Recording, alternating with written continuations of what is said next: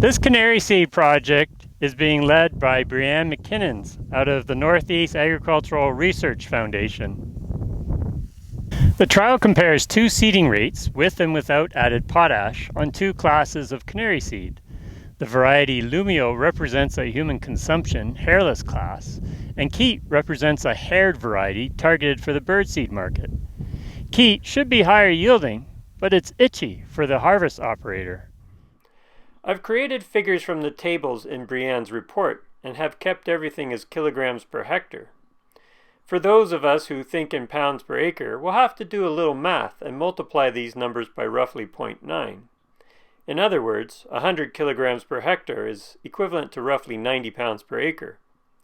This figure represents the main effects of variety on canary seed yield. The first thing you'll notice is the lower yields at Swift Current, where drought was suffered in 2022.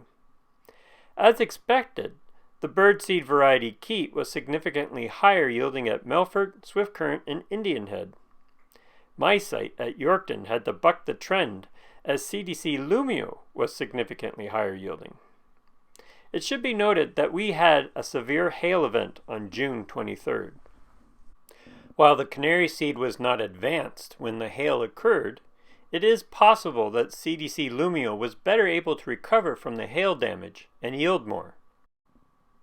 Plant establishment was good, but varied between locations. A difference in emergence between the high and low seeding rates ranged from a low of 50 plants per meter squared at Swift Current to a high of 127 plants per meter squared at Melfort. Differences of 120 plants per meter squared was established at Indian Head and 99 plants per meter squared at Yorkton. Here are the main effects of seeding rate, which had no significant effect on canary seed yield. But what about potash? Our site at Yorkton was the only site to have a significant response to added potash. This has occurred for us in the past, too. From 2014 to 2015, we were involved in a canary seed study led by Bill May from Agriculture Canada at Indian Head. In that study, 3 out of 7 site years significantly responded to added potash, and Yorkton was one of those site years. Bill determined, even from earlier work, that the response to potash is actually to the chloride and not the potassium. This was confirmed by finding yield responses similar to added potash with calcium chloride. The canary seed doesn't care if it's getting the chloride from the potassium or the calcium. In fact, canary seed has even responded to broadcast applications as chloride can be moved into the soil with precipitation. In contrast, potassium is not mobile in the soil, so surface application would not provide potassium to the roots below. So how about maturity? Canary seed is a long maturing crop. Were we able to shorten maturity with any of the treatments? At Yorkton and Indian Head, hairless CDC Lumio, bred for the human consumption market, was found to be about a day earlier maturing at Yorkton and Indian Head. However, this difference is still small and not of great agronomic importance. Technically, increasing seeding rate did not significantly affect maturity at any location. However, increasing seeding rate did numerically hasten maturity at Yorkton by about a day. Again, agronomically, not a big deal. The addition of potash significantly hastened maturity by 0.7 days at Indian Head and 1.3 days at Yorkton. So added potash increased yield and hastened maturity at Yorkton, which is a pretty good deal.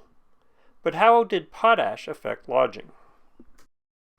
Here are the lodging ratings for canary seed with and without added potash. A rating of 0 means the crop is standing tall and straight, and a rating of 9 means the crop is flat to the ground. For most sites, added potash did not affect lodging very much. The exception to this was Yorkton, where added potash significantly increased lodging.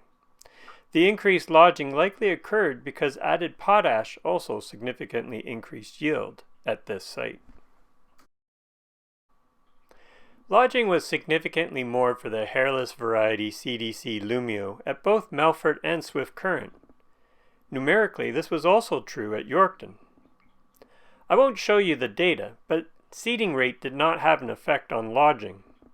Lodging is usually worse at higher seeding rates, but we didn't see this. Conclusions.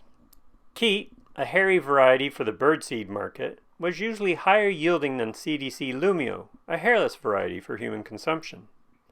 The opposite was true at Yorkton, but Lumio may be better at recovering from hail, although this is just wild speculation.